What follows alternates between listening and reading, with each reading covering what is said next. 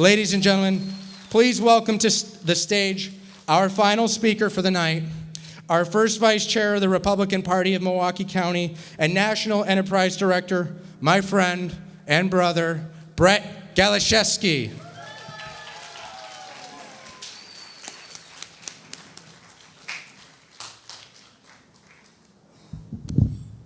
Wow. Thank you guys so incredibly much for the love and support that you guys have given us at Turning Point. I see so many unfamiliar faces tonight, which is absolutely amazing to me. For those that don't know me, my name's Brett Galaszewski. I've had the privilege of working for Charlie and Turning Point for 6 years. I started working for Charlie. I met Charlie in 2019, and it's been a whirlwind ever since. I, too, feel the same emotions that you guys are feeling. Anger, sadness, heartbreak. But on the other hand, the just overwhelming amount of love and support that we've received from you guys, the community, the grassroots, has been amazing, and it's helped our team get through some really tough days. So I just want to say from the bottom of my heart, and I speak on behalf of everyone at Turning Point. I speak for Erica Kirk and her family. I speak for Charlie's parents who live in the Chicago area. Thank you guys so much. Give yourselves a round of applause for being here tonight. I'm honored that I get a couple minutes to stand up here and talk about my boss, my mentor, and my friend, Charlie. I found Turning Point after my time at Marquette University. I'm a local boy. I'm from Milwaukee. And I had the same experience in college that people like Jacob, who were up here earlier, had. It was a really tough place to be a conservative on the American college campus. I kept my mouth shut when I was in college because I didn't want to be labeled as the class misogynist, the class racist, the class homophobe. Whatever the left used to call Charlie is what I was afraid to be called at Marquette University. And it wasn't until I left Marquette, and that a lot of students now realize, that I realized that there were far more conservatives on that college campus than I ever could have imagined. They just all were keeping their mouth shut just like I was.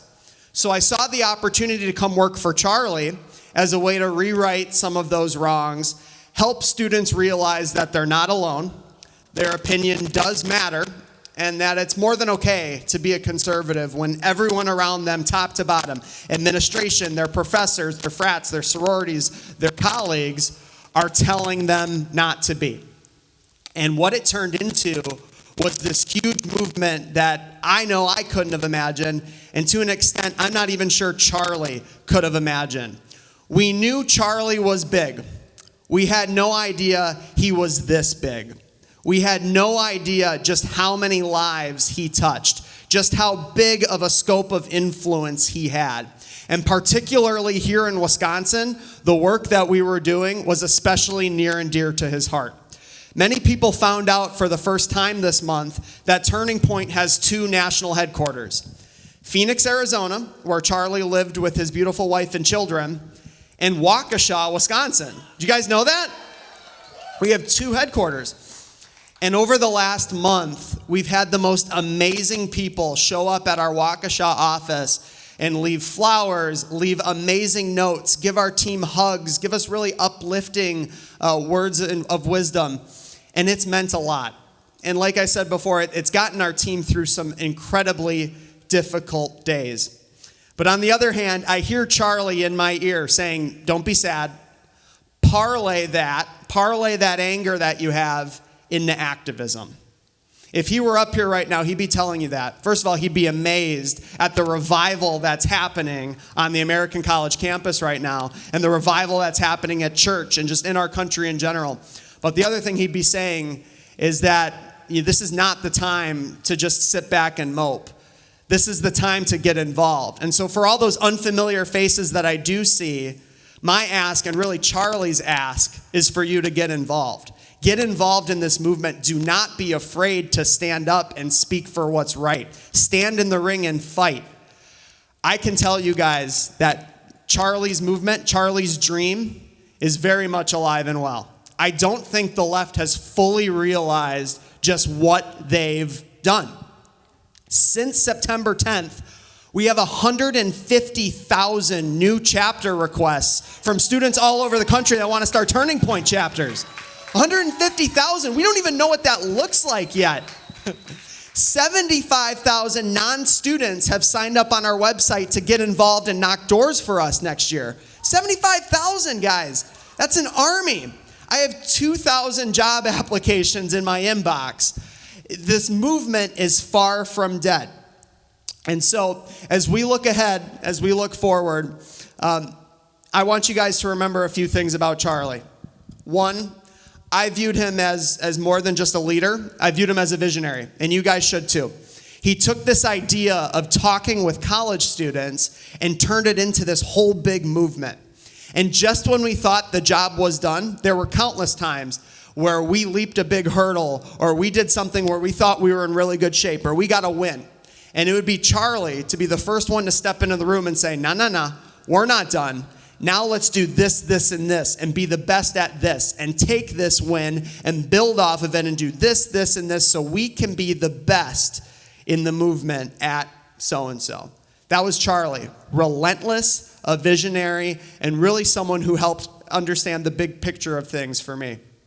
Everything was a coaching moment to Charlie as well. There were countless times where we'd get out of a really tough meeting or some kind of big win that we got, and he'd be like, okay, Brett, what did you learn from that?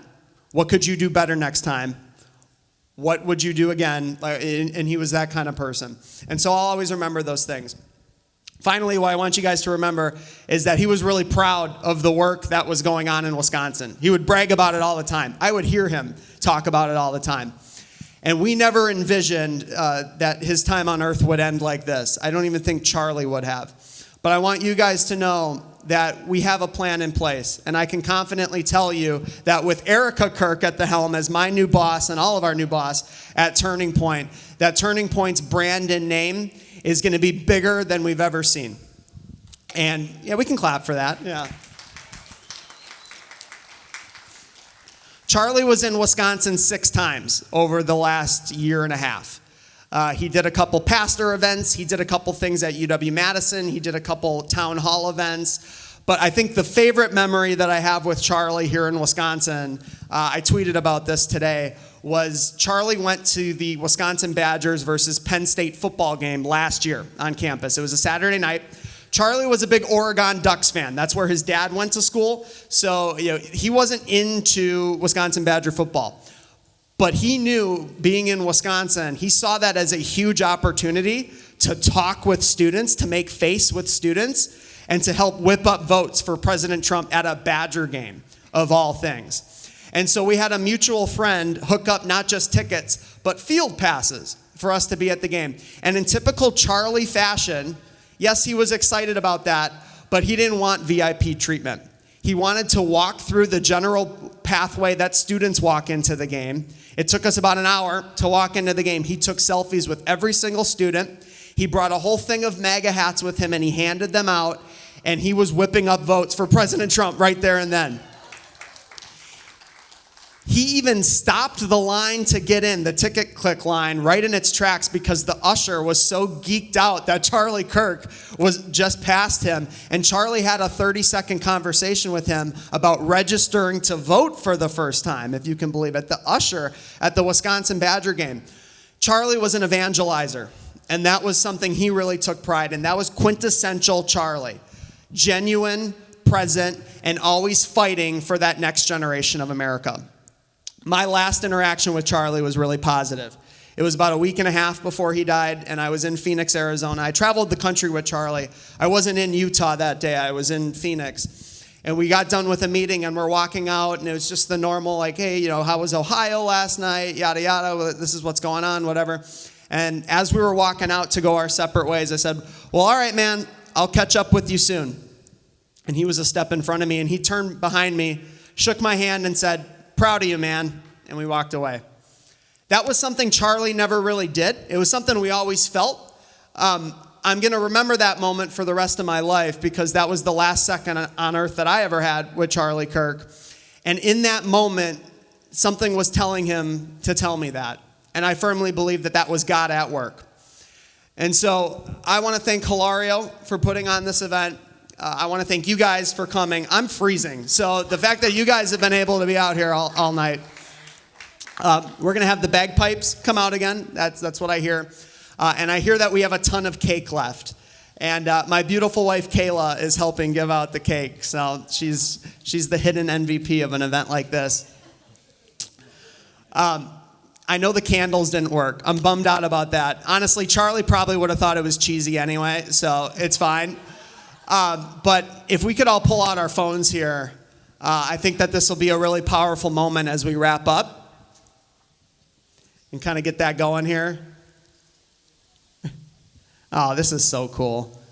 Oh, guys. Oh, I wish you could see it from my angle. This is so cool, guys. I got to take a picture of this. This is awesome.